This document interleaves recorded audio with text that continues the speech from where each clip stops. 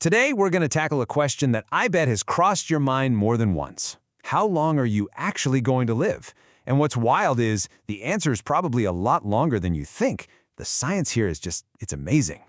No, seriously, go on. Pick a number right now. 85, 95? What's the age that pops into your head? Got it? Okay, lock that number in your mind. We're going to come back to it. Because here's the thing, and it's kind of wild. Whatever number you just thought of, the latest science says you're probably underselling it. By a lot. There's this massive gap between how long we think we'll live and what the reality is shaping up to be. And that gap, well, it changes everything.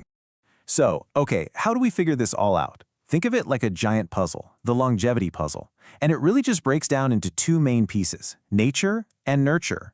You know, the genetic cards you were dealt, and then how you decide to play them.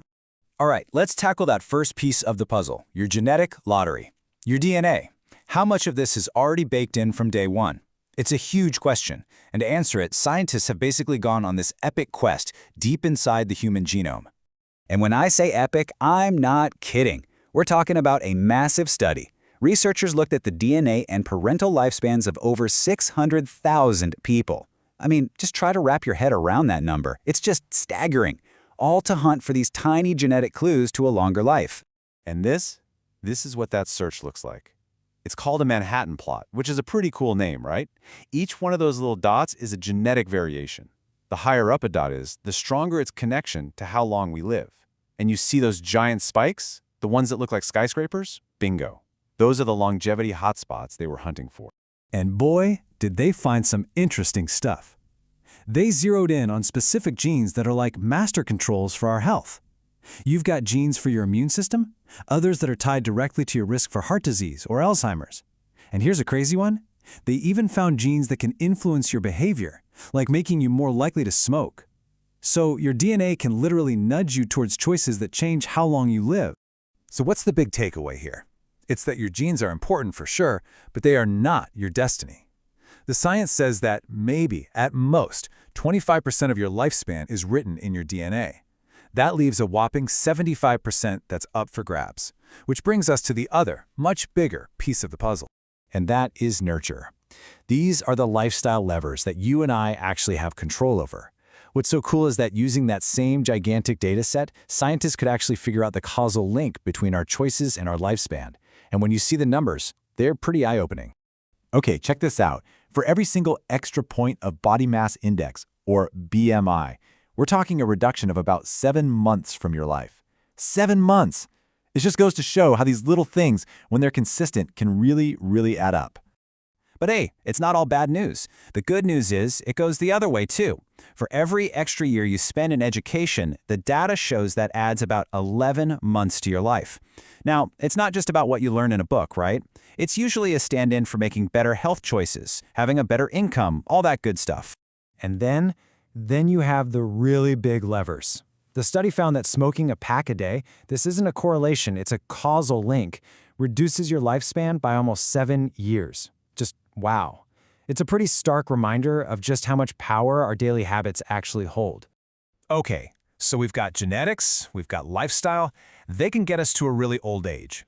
But that brings up another question, doesn't it? What does that life actually look like? Are we just talking about more years of being sick and frail? While scientists have been studying supercentenarians, that's people who live past 110, and the answer is surprisingly hopeful. It all comes down to this really cool concept called compression of morbidity. I know it's a bit of a mouthful, but the idea is simple and powerful. It means that people who live exceptionally long lives don't spend decades being sick. Instead, all that sickness and disability gets compressed or squeezed into a much shorter period right at the very end. I mean, just look at these numbers. Of the people who make it past 110, almost 70% are what scientists call escapers. That means they reach age 100 with no major age-related diseases. None. Another big chunk are delayers. A tiny fraction have been living with a major disease for a long time. So the message is crystal clear. It's not just about more years, it's about more healthy years. And if you want to see it in stark contrast, look at this. The average person in the control group spent almost 18% of their life dealing with a major disease. For the supercentenarians, that number drops to just 5%. So they're getting way more years, and those years are overwhelmingly healthy.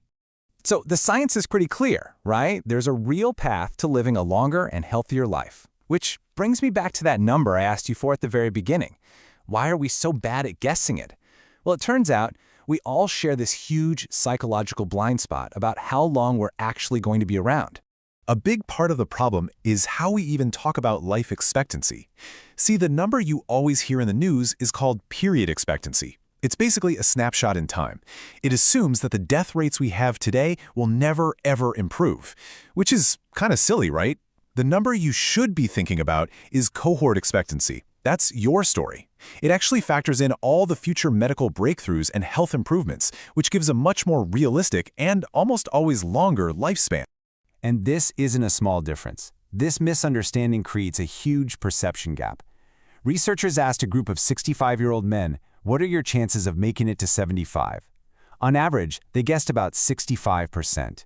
You want to know what the actual statistical reality is? 83%. That's not a small gap. That is a chasm. And this isn't just a few pessimistic people we're talking about. It is a systematic bias. Across the board, people, especially when they get into their 50s and 60s, are just consistently underestimating how many years they have left. And okay, who cares, right? Well, it has massive real-world consequences. Think about it. If you believe you're going to live a shorter life, you're probably going to save less money. You're going to spend your retirement funds quicker. We are literally, as a society, planning for a future that is much shorter than the one we are actually going to experience.